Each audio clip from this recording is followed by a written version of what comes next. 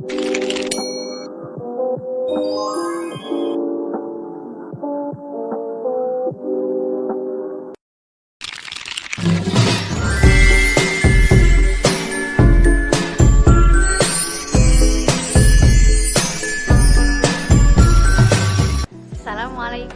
warahmatullahi wabarakatuh. Di sini saya akan memenuhi tugas UAS Matkul Ulumul Quran. Sebelumnya saya memperkenalkan diri.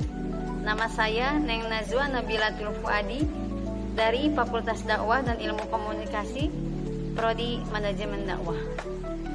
Di sini saya akan membahas Maki dan Madani. Makiyah adalah surat atau ayat yang diturunkan sebelum Nabi hijrah di kota Madinah.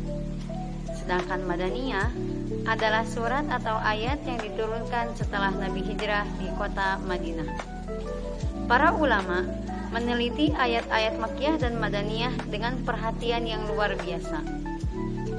Mereka mengamati ayat demi ayat, surat demi surat untuk menata sesuai urutan turunnya dengan memerhatikan waktu, tempat, dan topik pembicaraan. Bukan hanya memerhatikan waktu dan tempat turunnya ayat-ayat Al-Quran saja, tapi juga menyatukan antara waktu, tempat, dan topik pembicaraan.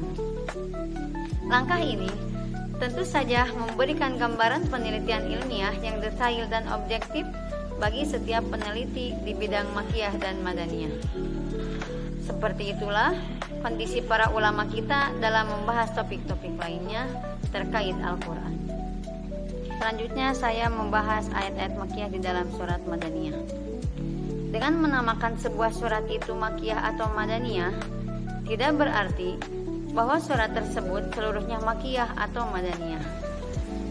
Sebab di dalam surat Makkiyah terkadang terdapat ayat-ayat Madaniyah. Dan di dalam surat Madaniyah pun terkadang terdapat ayat-ayat Makkiyah. Dengan demikian, penamaan surat itu Makkiyah atau Madaniyah adalah menurut sebagian besar ayat-ayat yang terkandung di dalamnya.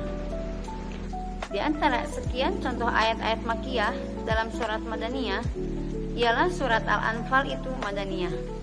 Tetapi banyak ulama mengecualikan ayat itu pada surat Al-Anfal ayat 30. Mengenai ayat ini Muqatil mengatakan ayat ini diturunkan di Mekah dan pada lahirnya memang demikian. Sebab ia mengandung apa yang dilakukan orang musyrik di Darun Nadwah ketika mereka merencanakan tipu daya terhadap Rasulullah sebelum hijrah. Selanjutnya saya akan membahas ayat-ayat Madaniyah dalam surat Makkiyah. Misalnya surat Al-An'am.